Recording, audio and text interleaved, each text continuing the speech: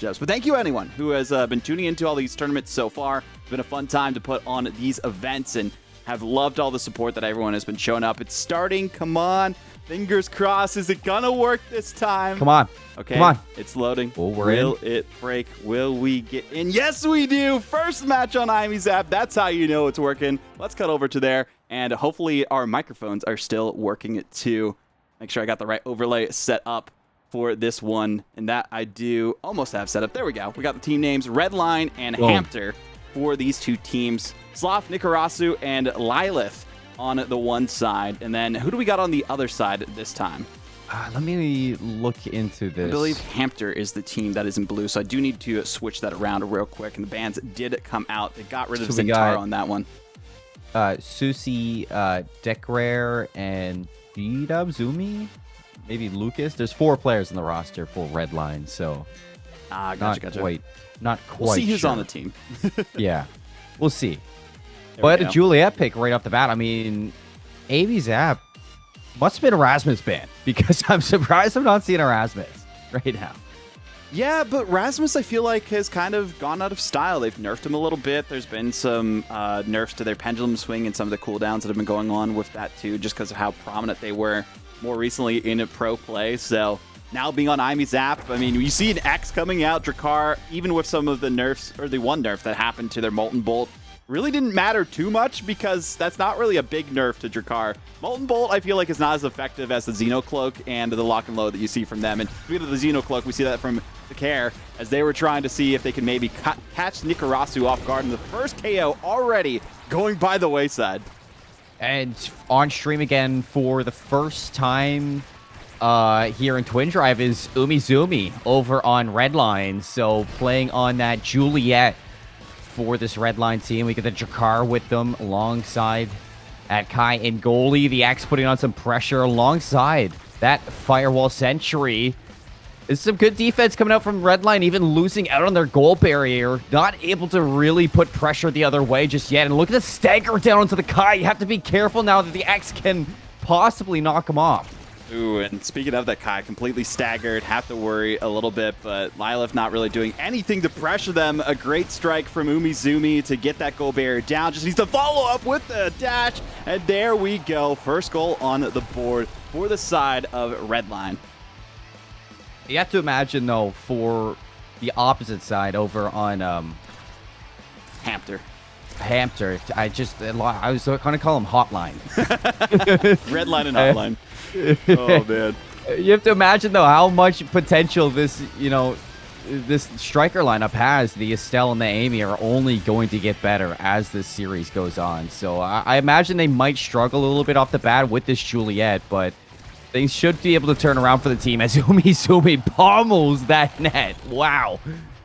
Wow, indeed. A great pommel coming out from them, making it difficult for anyone to deal with this squad. And now seeing that the way things are going for Hampter, they got to figure out something fast to go in their favor. Nikurasu, even with this X, usually takes a while for X to come online with those awakenings later on, but there we go. The buffed Bull Rush, making it a little bit easier for them to get that KO, not on a goalie, but on one of the midfielders for the side of Redline. It's a little bit passive, though, on putting pressure. Now 2 KOs coming from the X. Can't time the block is Lucas, and the Bull Rush into the net for Nikurasu. Finally putting one on the board for the team. 1-2 we go. Now looking to have to fire away on back-to-back goals if they want to take the set.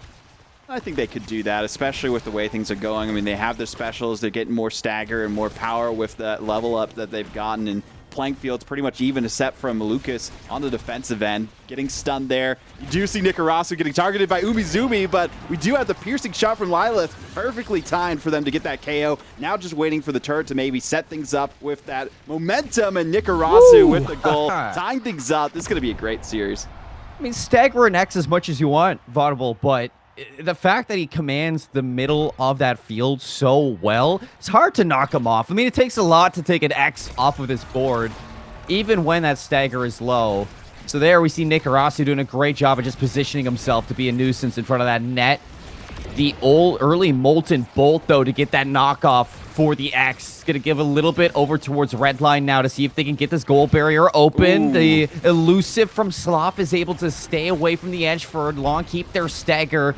But they do open up that goal barrier, and the re-knockoff from Nikurasu to get revenge on Umizoomi. Somehow the Crystal Thorns didn't pierce enough for them to get that goal barrier, neither with Nikurasu either, and then Lylaeth just kind of wasting the piercing shot, and those cooldowns for Estelle are no joke with how lengthy they are. So Umizoomi quickly going to get that dash punch into the KO, and no, Slof did blink away for a second, tried to avoid Umizoomi a bit too much, and we see Colin come out, and that was a Colin kind of move. Good win for that first set for Redline, but very well contested by the other team of Hampter.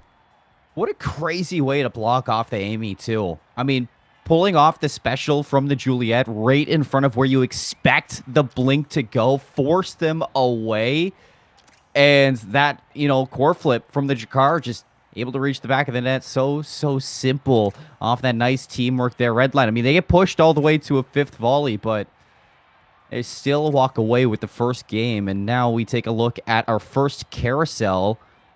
It's a little bit of the stacks on X might be something that could help Nikurasu even be faster on the board to avoid those knockoffs. The Deadeye with the missile prop for Lylaeth is going to be so effective later on, especially with how things were going before. But Umizoomi doesn't care about any of the Awakening draft that's been going on. They just need to get that dash punch, take out the competition, and then it's just smooth sailing for them. They've gotten every single goal, basically, for their team.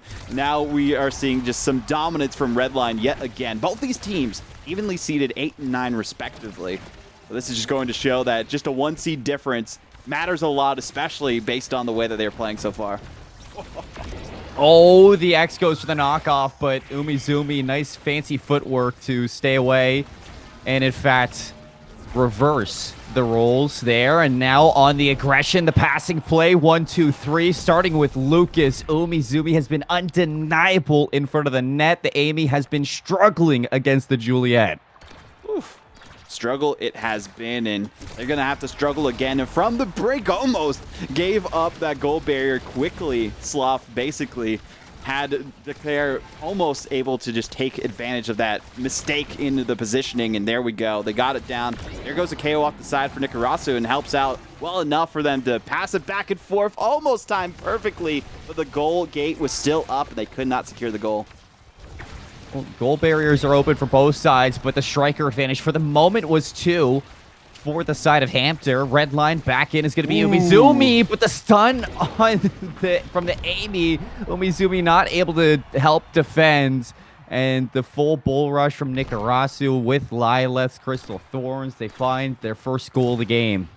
That they do. Finding their first goal here, looking strong in this set. Now seeing if they can make something after that, and Nikurasu just trying to get Umizoomi off of Slof's back and go for the KO on them because they know how dangerous Umizoomi has been. It makes sense to target that brawler of Juliet because they have been such a monumental force on this team. The Crystal Thorns, it's all it wrote. There we go, a great energy burst for them to pass it off to Lylaeth. Now just looking for the piercing shot on the finish, but Umizoomi respawned back in, it's all reset. I mean, having that Juliet off the board has been the recipe for success right now for Hampter. Whenever you don't have that pressure from the Juliet, Slof is just able to do so much to provide. Downfield, the stagger from Nikurasu, same with the Decrare. One's going to get knocked off, the other not so much. Now you have that advantage over towards Hampter. Nikurasu, the stagger's going to be back, trying to at least separate these two players. Yeah. Umizoomi's going to miss the core, and it reaches Nikurasu, an open net. We go to 5 yet again. Nikurasu, 2 goals back-to-back. Great positioning from them. You saw that Slof was being more of a midfielder than a goalie, using that blink to set it up on the top lane for Aimi Zap, and then the glitch pops perfectly timed. Lylaeth just waiting for their moment to strike, and even with Umizoomi being a great spot, it was tough. Now you see them going toe-to-toe again, but Decrare doing everything they could in Decrare, or Decrare, I guess it is more. Sorry for the mispronunciation, but we're still getting familiar with these players. Slof, energy burst, Lylaeth, another one for Nikurasu, and there we go. Spin to win, baby, and there's the first set. Nikurasu with the hat trick. Sometimes it just takes a little bit of spin, a little bit of finesse, and that's going to be the carousel advantage over towards Hampter this time around. where we might be able to see them stack even more. This is where I was getting a little bit worried for REDLINE, where you look at the striker composition for this Hampter team, although, you know, at the start may have been struggling against that Juliet. All of a sudden, when you see that this X is getting a little bit bigger, a little bit harder to take care of, that Juliet isn't able to pick on the Aimi as well. So Primetime's going to be picked up by the Estelle. Oh, Big so Fish dangerous. for the X and Hot Shot on the Aimi. This is starting to, in my opinion, skew a little bit closer to the side of Hampter. That it is. I mean, especially for Lylaeth, with all the damage that they can do and how much further that their abilities can go, they're just going to be a threat from everywhere on Aimi Zap, and even with not having as much speed. Seeing how Lucas did pick up that specific Awakening the Glass Cannon, it's going to help them a little bit, trying to just get around and defend a little bit better, especially when they have their secondary that they're able to use for a speed boost. But still, they got to stay on the field. And Umizoomi, there's a double KO. Well, I guess both going off the side. And Brawlers are gone. It's all midfielders and goalies now. Yeah. And Slof wasn't able to keep that goal barrier open, so this is just a good old backyard brawl. We're waiting the strikers to get back on the respawn. Here they are. Nikurasu, Umizoomi back on in. The nice little flying phoenix to push it down into the field of Hampter.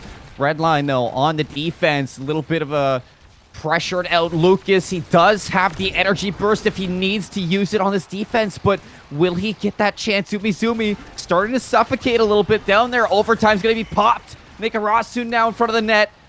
The core flip not able to put on the pressure needed just yet to get that goal. We stay scoreless. The Firewall Sentry, a KO for Lylaeth, takes away the Decrare, and a little bit of an energy burst from Umizoomi, just trying to keep it away from their net. Oh, they burn the energy boost from Lucas. The stagger for Nikurasu, but he still gets the goal. That's wild. Nikurasu somehow able to stay alive even after being fully staggered, bashed around, launched into the corner, and still got the strike necessary for the goal. Nikurasu, I mean, with that big fish is the reason they were able to stay up long enough and have that size and that power and everything necessary for them to get that first goal. And you talked about it after that second Awakening draft. This is their game to win, especially the way things have been going in their favor after that. I mean, Awakening drafts make or break some of these teams at the top levels, and you can see that happening in real time here. But Umizoomi being targeted so much as they are, that's been the biggest difference maker. It really has. Now that you take that Juliet out of the equation, what are we going to get from the strat book of this REDLINE team? Not so much yet again. Umizoomi's going to be KO'd. Other way, it's going to be Lylaeth on the board. The bull rush from Nikurasu. Nice reaction from Lucas, but the core flip off of Sloth.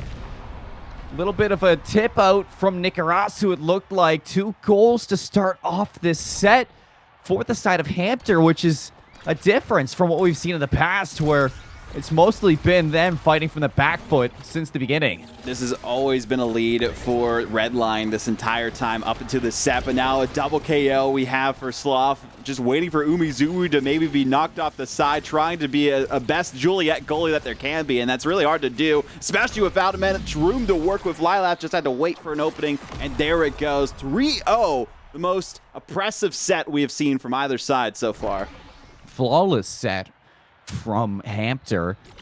And I will say, I mean, going forward, I think Umizoomi, you need to switch up a little bit of a strat there, where instead of targeting the Aimi, I feel like you need to target this X. You cannot allow him to continue to put pressure on your goalie. They got extra special too. That's just going to be like game, set, and match potentially, and peak performance, increased stagger, and speed from stagger for the X. That's rough. Rapid fire will help a little bit with that cooldown for the Kai for their barrage, but the Ponderers, the Dancers, I mean, the Spark of Agility, that's not really going to affect too much this late in the game, but it will give them a bit more to work with. And now seeing the way things are stacking up, I mean, Decrare has a pretty solid carousel for themselves, but a KO already on Umizoomi. Nothing that they can do there. And Decrare. Okay. Now the only one on the board. Another double KO for the side of Hampter. Lylaeth not able to get that goal barrier off just yet. The respawn from Umizoomi able to stop that. Nikurasu's going to open that net. Almost a shot in. Another KO, this time onto Decrare. And Firewall Sentry's going to box them in for the moment. Nikurasu to charge the net. Lylaeth to finish the job from downtown puts it in for the first goal of the set. Lylaeth doing everything they can to be that midfield powerhouse. Nikurasu just bruising and cruising and waiting for the other team to lose all sense of hope in this set. And even with that KO going in the favor of Umizoomi onto Lylaeth and them having an advantage for the first time in a while, we do see the goal barrier go down. Slof waited a little bit too much time to use that energy burst, and that might cost them a goal. And it almost did, but Nikurasu playing spectacular defense with everyone bunched up in the corner.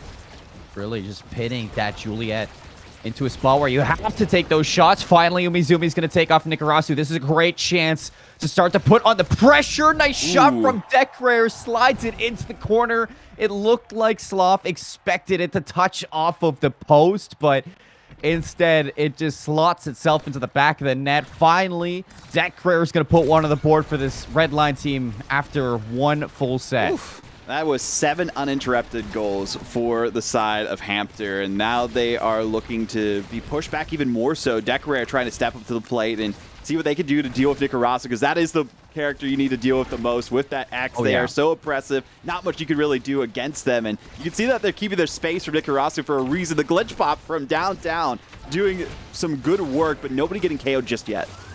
Oh, goalie with the most. Yeah, Lylaeth finds Decrare low on stagger. Nikurasu still just being a bully in front of the net. Energy is going to be bursted out from Lucas to stop the goal barrier from going down. So excellent defense from REDLINE to stay competitive so far in this volley. But all three players grouped together. This is where Nikurasu is going to do the most. And off that core flip, Lylaeth not able to get the core barrier, but enough for another KO into Decrare. Now the energy boost. Nikurasu passes to Lylaeth, and bang, finds the back of the net. Wow, this team is flowing. That they are, and this is a great way to get into the swing of things for this team for the third iteration of Twindrive Thursday. But if they do get the win here, they go up against the #1 seed Aimi enjoyers, who have just been running a circuit on the rest of EU throughout all of the tournaments that have been going on in the background. Second currently in the rankings for the EPL, and looking to make up for their mishaps in the last tournament for Twindrive Thursday after winning the first one. We see now the goal barriers still up for the moment. No. Lucas not able to work around that firewall sentry. Umizumi's going to have to pull back. See if you can try to bully Nikurasu, but look at the help from Lylaeth to just keep Umizoomi low on stagger. Now you get the energy burst to stop the core for the moment. Firewall Sentry's going to tip it in, and the victory for Hampter. 3-1 in the fourth game. Wow. They take the win in round one. Let's take a look at these stats for a second here, too. I mean, what a performance from Hampter. After that first set, we're like, okay, there was a chance to come back, but it was heavily favored for the other half of REDLINE. And then now looking at the way things go, look at those KOs. My goodness, over 20 for Hampter, and that is what made the difference for the most part. 30k damage for Nikurasu, and then look at all the goals too. Nikurasu was that main striker. And the crazy thing to think about too, Zentaro was their original pick. They weren't originally wanted to go with X, and it worked out so well. Oh, I mean, that's just a great call to switch out to the X. 30,000 damage. I want to talk about Nikurasu so much, but you can't go without mentioning Lylaeth on this Estelle, because 24,000 damage as well to back up this X. It wasn't just Nikurasu who was punishing that net, but just subtly, in the shadows, when you least expect it, Lylaeth was there to either finish off a KO or do that extra damage that Nikurasu needed to push back that defense. So, I mean, those two were just an incredible dynamic duo to just be such a nuisance towards this REDLINE team. And then you top it off with Slof and Net playing this Aimi to what seemed like all you wanted to do was use that glitch pop downfield as best as you can to try to just get that last little bit of a nudge into the net.